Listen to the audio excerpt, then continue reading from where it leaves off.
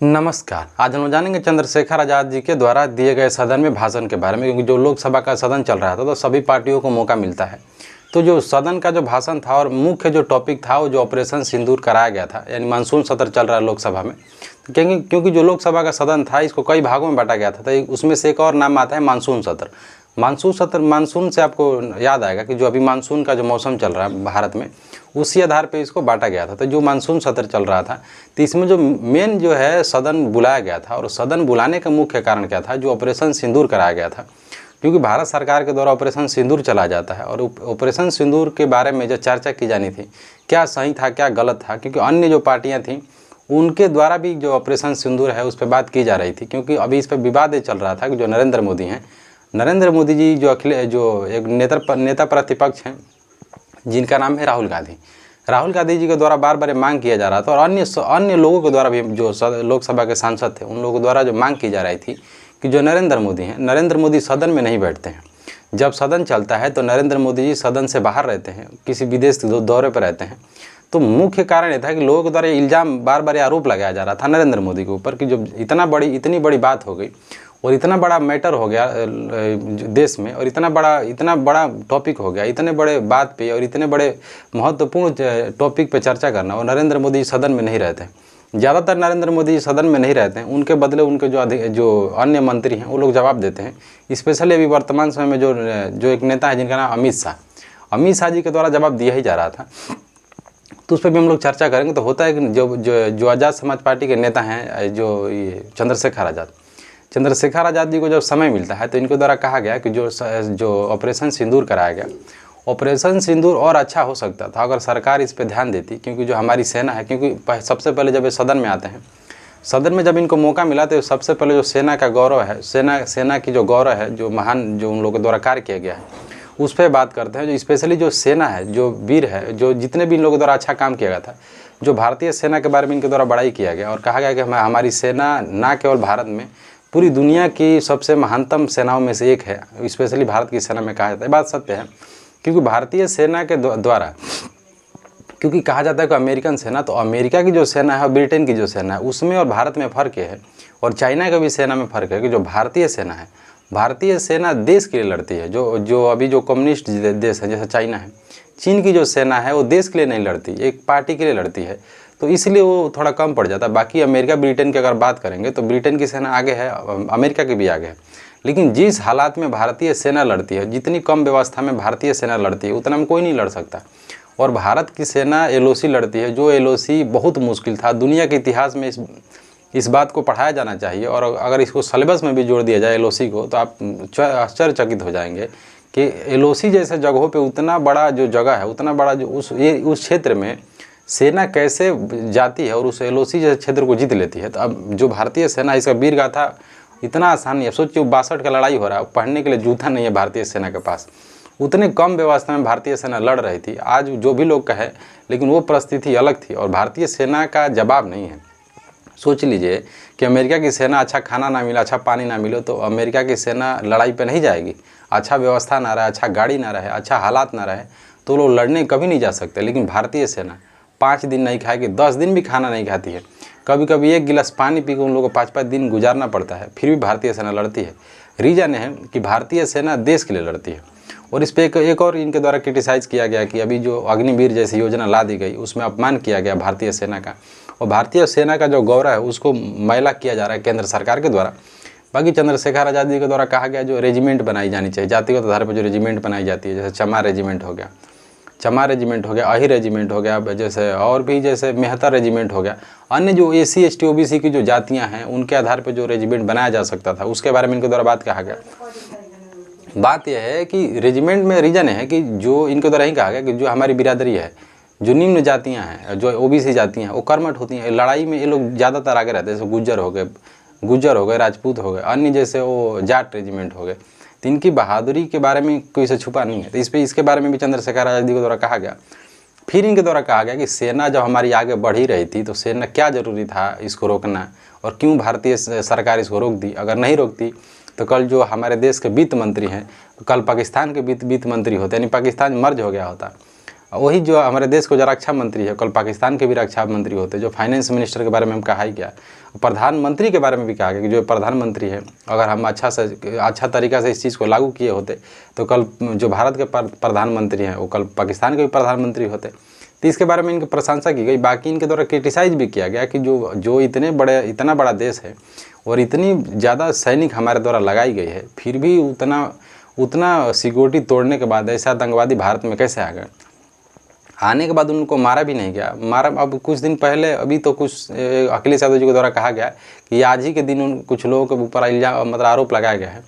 तो इनके द्वारा कहा गया इतना बड़ा सिक्योरिटी फेलियर कैसे हो सकता है। सरकार को सिक्योरिटी फेलियर पर भी चर्चा करनी चाहिए कि आखिर ऐसा क्या हुआ, ऐसा कौन सा सिक्योरिटी फेलियर हुआ कि जो उतने बड़े आतंकवादी आते हैं। भारत में आने के बाद लोगों से धर्म पूछते हैं, धर्म पूछने के बाद लोगों को मारा जाता है। सच बात है। एक व्यक्ति थे, उनको 13-14 दिन अभी शादी हुआ था, उनकी मृत्यु हो जाती है। एक व्यक्ति थे, उनकी पत्नी के सामने उनको पति को मार दिया गया था, वो बेचारी बैठी हुई थी डेड बॉडी के पास। क्या बीत रहा होगा मानसिक संतुलन पे। तो अभी तक उस पर ये भी कहा गया। बाकी इनके द्वारा कहा गया शिक्षा पे, क्योंकि जो चंद्रशेखर आज़ाद हैं, चंद्रशेखर आज़ाद के द्वारा कहा गया शिक्षा के क्षेत्र में कहा यही गया है कि जो भारतीय सरकार है, जो स्पेशली जो उत्तर प्रदेश की सरकार है, तो उत्तर प्रदेश की सरकार जो अभी इनके द्वारा एक योजना चलाया जा रहा है, मर्जर की एक प्रक्रिया चलाई जा रही है उत्तर प्रदेश में। मर्जर में यही हो रहा है कि जो प्राइमरी जो स्कूल हैं उनको मर्जर किया जा रहा है, जहाँ पे बच्चों की कम संख्या है उसको मर्जर किया जा रहा है। तो इनके द्वारा यही कहा गया कि जो राइट टू एजुकेशन था, यानी संविधान का अनुच्छेद 21 जो है, तो अनुच्छेद 21 का क में संविधान में संशोधन किया गया। तो इसमें कहा गया था, इनके द्वारा कहा गया कि जो शिक्षा है, जो शिक्षा का अधिकार होगा, इसको रखा गया था 21 के क में, यानी संविधान है, संविधान का जो अनुच्छेद 21 है, इसमें मौलिक अधिकार के बारे में बात किया गया है। भाग 3 में इसको दर्शाया गया। तो पहले शिक्षा का जो अधिकार था वो नैसर्गिक अधिकार नहीं था। कारण यह था कि हमारी अर्थव्यवस्था सही नहीं थी, इसलिए इस चीज़ को दर्शाया नहीं गया था। तो बाद में जो संविधान एक भाग होता है, संविधान का भाग है, संविधान का भाग 3 में इसको बताया गया था। भाग 3 है संविधान में, 22 भाग है, इसमें से एक भाग 3 है। और इसमें जो अनुच्छेद 21 है, राइट टू प्राइवेसी का अधिकार देता है। इसमें बाद में इसको क जोड़ दिया गया, 86वां संविधान संशोधन किया गया था। तो इसमें यह कहा गया, जो संविधान में 86वां संविधान संशोधन किया गया और इसमें लोग जो सरकार के द्वारा प्रावधान किया गया, क्योंकि जब जवाहरलाल नेहरू थे तो उनके समय में जो भारतीय देश की परिस्थिति थी अच्छी नहीं थी। अच्छा कहने का मतलब कि भारत खुद ही इतना गरीब था कि आप सोचिए कि भारत इतना गरीब था, इस देश में अगर हरित क्रांति नहीं होती तो PL 480 आता था। PL जो 480 एक फंसा हुआ था, PL 480 ये था, ये अनाज है। यानी PL 480 अमेरिका से अनाज को मतलब एक्सपोर्ट किया, मतलब मंगाया जाता था भारत में। तो PL 480 वहाँ का कानून है, तो उस कानून से इसको लिया गया था। कोई नाम ब्रांड, कोई किसी अनाज का नाम नहीं है। एक अनुच्छेद वहाँ की धारा है अमेरिका की, अमेरिका देश वहाँ की धारा है, उसी से PL 480 जोड़ा गया था। तो इसी से वहाँ पे लाया जाता था। बाद में हरित क्रांति की गई, तो उस समय देश की स्थिति सही नहीं थी। इसलिए जो जवाहरलाल नेहरू थे, जवाहरलाल नेहरू, डॉक्टर अम्बेडकर, जितने भी उस समय के महान नेता थे, उनका मानना था कि इसको रखो, अभी DPSP में रखो, और बाद में जब देश की स्थिति अच्छी हो जाएगी तो इसको लागू किया जाएगा। तो बाद में हमारे देश की स्थिति अच्छी हो गई। तो इस समय 86वां संविधान संशोधन किया और इसमें कहा गया कि जो 6 वर्ष से 14 वर्ष तक इसमें प्रावधान किया गया था। 6 वर्ष से 14 वर्ष के बच्चों को निःशुल्क शिक्षा का प्रावधान किया गया। निःशुल्क शिक्षा यानी फ्री में एजुकेशन दिया जाए। बाद में मिड डे मील जैसी प्रक्रिया को भी जोड़ा गया था। तो मिड डे मील कब जोड़ा गया? अभी 94-95 के बाद ही जोड़ा गया था। मिड डे मील की प्रक्रिया को जोड़ा गया था। तो ये अभी इसमें पंचवर्षीय योजना भी पढ़ना पड़ता है, तो इसमें जोड़ा गया। बाद में इनके द्वारा यही कहा जा रहा है, तो चंद्रशेखर आज़ाद के बाद पे चलते तो इनके द्वारा यही कहा कि सरकार मर्जर कर रही तो दलित बच्चों का क्या होगा, पिछड़ों का क्या होगा। सरकार ऐसा करेगी तो गरीब बच्चों का क्या होगा, जो स्पेशली अल्पसंख्यक बच्चे हैं, दलित घर के बच्चे हैं, जिनके पिताजी दिहाड़ी मजदूरी करते, उस बच्चे का क्या होगा। और जब सरकार ऐसा करेगी तो शिक्षा खराब हो जाएगी। जब शिक्षा खराब होगी तब बच्चों का भविष्य खराब होगा। बाद में इनके द्वारा कहा गया कि हम अगर सरकार नहीं मानती है तो हम आंदोलन करेंगे। बाकी अनुच्छेद 256 में इनको द्वारा कहा गया कि जो सरकार है इसमें समवर्ती सूची, यानी जो शिक्षा है, शिक्षा को समवर्ती सूची में रखा गया था। थोड़ा सा समझ लेते हैं कि सूची क्या होता है।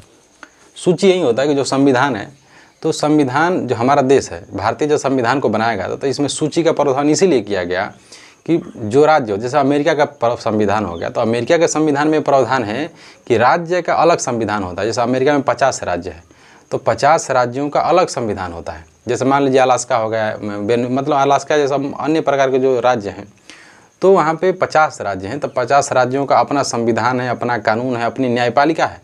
न्यायपालिका की व्यवस्था अलग है, कार्यपालिका की भी व्यवस्था अलग है। तो वहाँ का संविधान अलग है, झंडा अलग है, हर चीज़ अलग है। तो उस वहाँ पे तो ये सिस्टम लागू होता है। लेकिन जब डॉक्टर अम्बेडकर जब संविधान लिख रहे थे, तो डॉक्टर अम्बेडकर को बात पता था कि भारत में तो ऐसा करेंगे नहीं, क्योंकि भारत ऑलरेडी डाइवर्सिटी देश था। भारत में जितनी डाइवर्सिटी आप देखते हैं, आप दुनिया के किसी राज्य देश में आप इतने डाइवर्सिटी नहीं देख सकते। अंग्रेज़ों का गलत नहीं था, मतलब अंग्रेज़ हमेशा कहते थे कि भारत कभी एक नहीं हो सकता है। तो यहाँ के लोगों को लगता था कि नहीं, भारतीय राज्य, भारतीय के जो लोग हैं, जो अंग्रेज़ है गलत कह रहे हैं। भारत बात वो नहीं है। आप सोच के देखिए, भारत में 28 राज्य हैं, 28 उतने राज्य हैं, केंद्र शासित प्रदेश हैं। अब तो छोड़िए, उतना हटा दीजिए।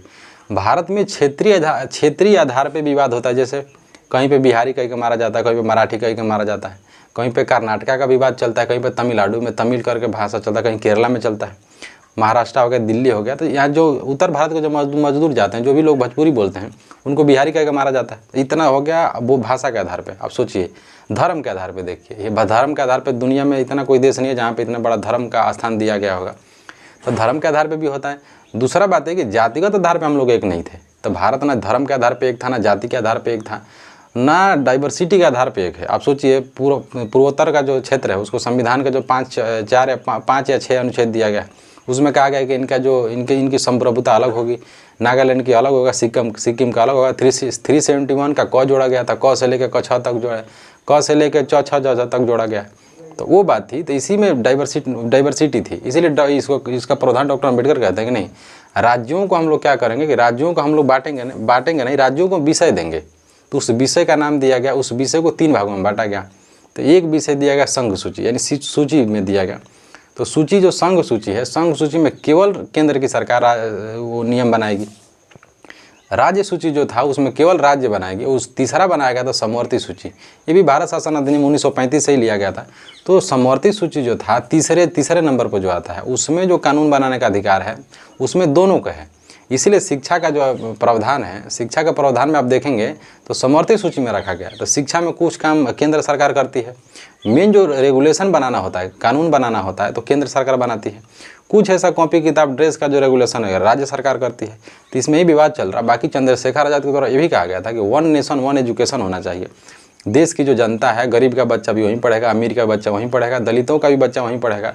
देश में जब तक शिक्षा एक नहीं होगी तब तक इस देश की परिस्थिति परिदृश्य नहीं सुधरेगा। तो बाकी अभी सरकार तो इस मर्जर की प्रक्रिया में लगी हुई। बाकी देखते हैं क्या होता है क्या नहीं। नमस्कार।